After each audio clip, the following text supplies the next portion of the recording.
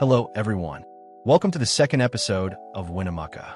This will be another short episode to help me get familiar with video editing. I'll start by removing the ditches to create a small road.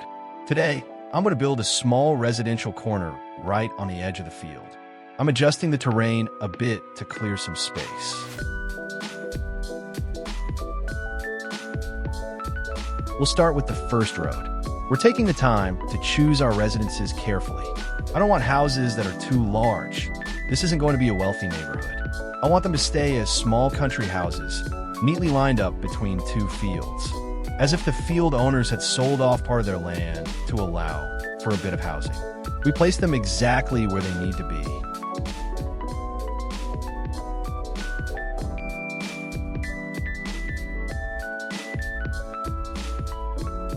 I use find it and then next asset key to keep things more random, even if in the end, I'm still the one choosing the houses. I still like to maintain a consistent look, small, affordable houses close to one another for this small residential corner. 2 streets will be enough. The field owners didn't sell off a huge portion of their land.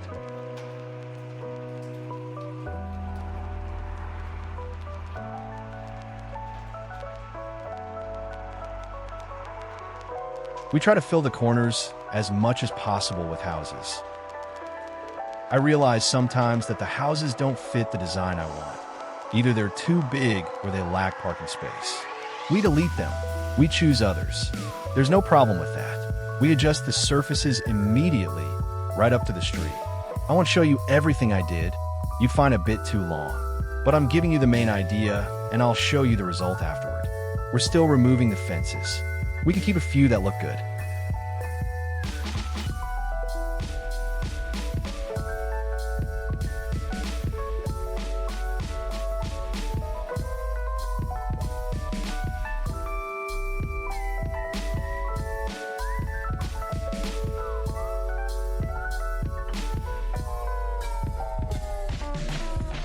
Once all the houses are chosen, I remove a few because I realize they have no driveway or garage, or they have side entrances, which isn't what I want.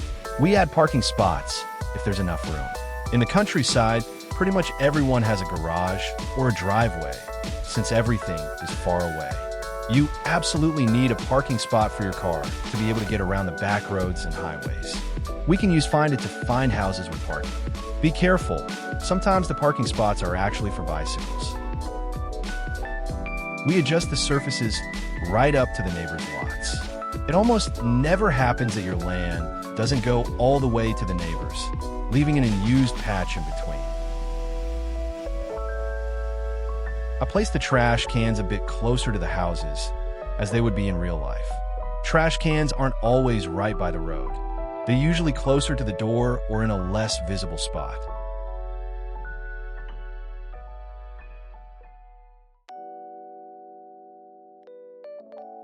We change the color of one of the 2 bins to act as a recycling bin and repeat the process for all the houses. This is the kind of part 1 cut out a bit so you don't get bored.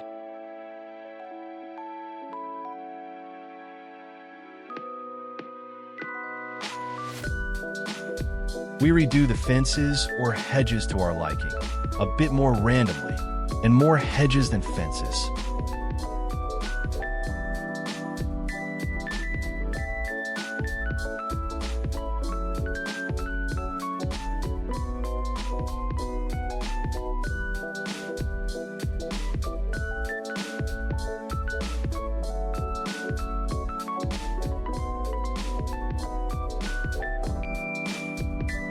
We can also use tightly packed bushes to act as denser, larger hedges.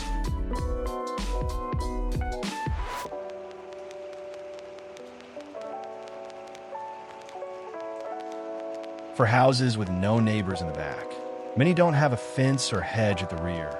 It opens directly onto the field or the woods. Adjust the hedges and fences properly.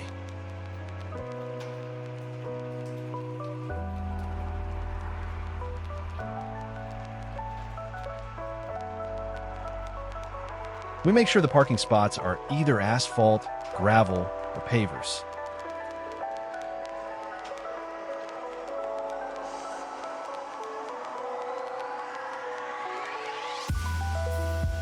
We add different grass surfaces.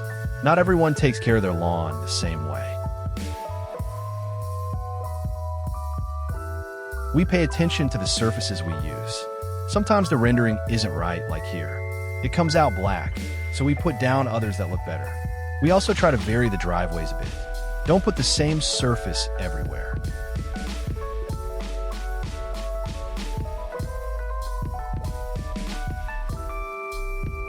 I don't know if you noticed, but I also placed mailboxes right by the street for each of the houses. When you take the time to do things right, it looks more realistic. Nothing is identical from one neighbor to the next. We play with the surfaces. Sometimes the parking spot might be different from the path leading to the house, and sometimes the parking and the path are made of the same material.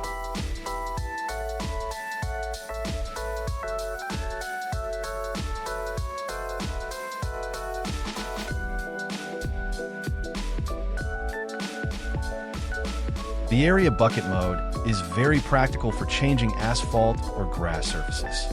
It saves a lot of time.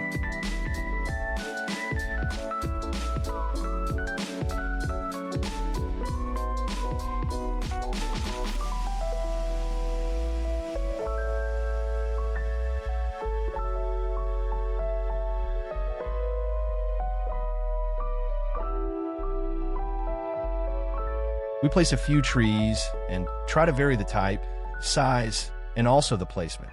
Some houses have none, and some houses have many. In fact, I'm making a small row behind them to separate the field from the houses.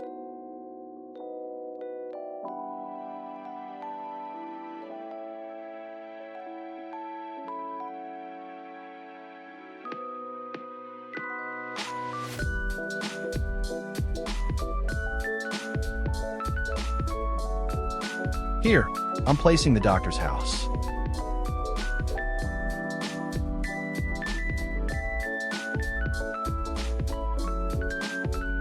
We can leave empty corners with different textures.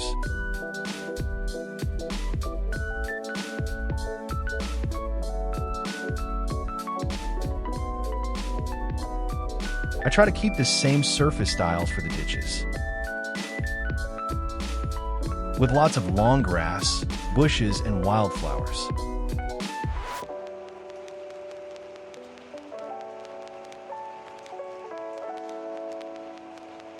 Now I'm putting wear and tear decals on the driveways and roads. We vary them.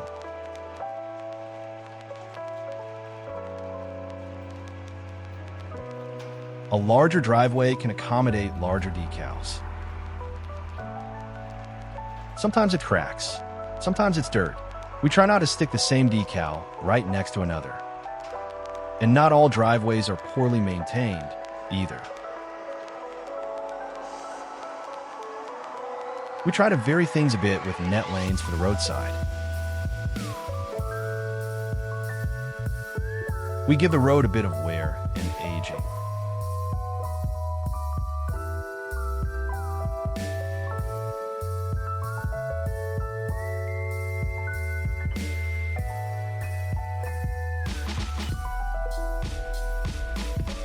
Now, I'm expanding the farm that supposedly sold part of its land to create the small residential corner.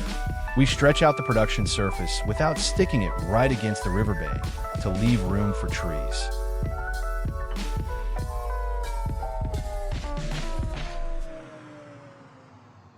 Little tip here. The first surface line you draw, the one you start with, is the one that aligns the surface pattern. So I place the first line in the same spot as the first line on the other section. That way, everything is aligned the same way. We continue our tractor path concept around the perimeter.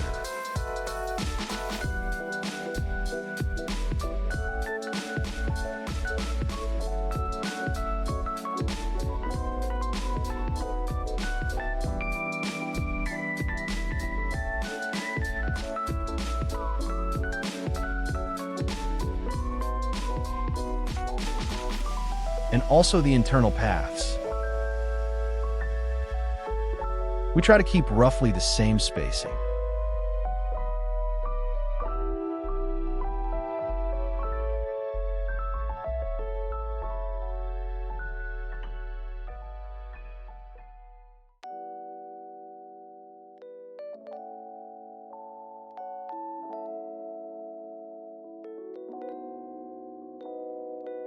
I'm readjusting the production zone.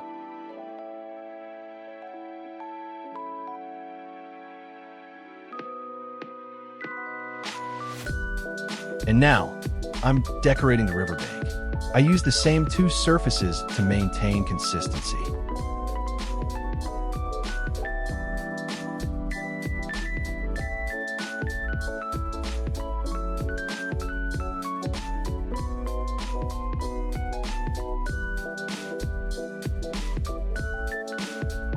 Now I'm moving on to the tall grass, bushes, and wildflowers. The grid mode speeds things up a lot.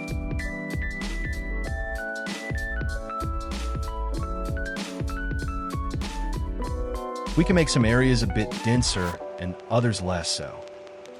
It adds some variety.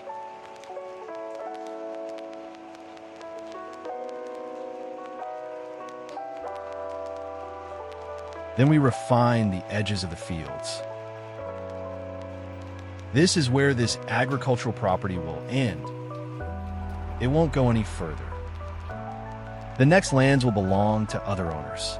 I'm still using the same surfaces to keep my consistency.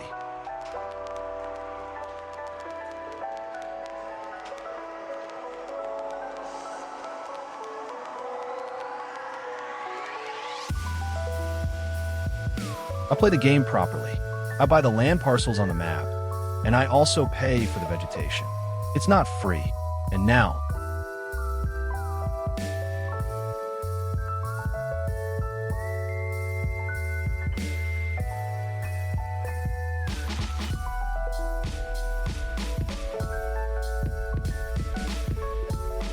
here's the final render.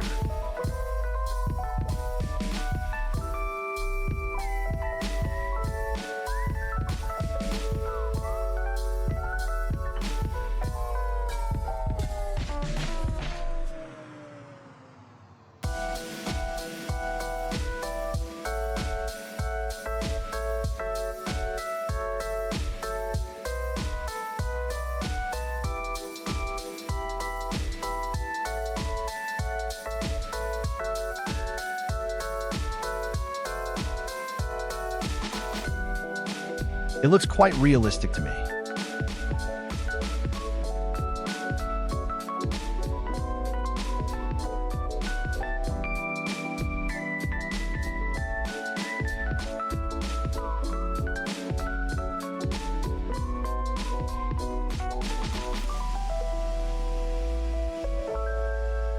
Leave a comment.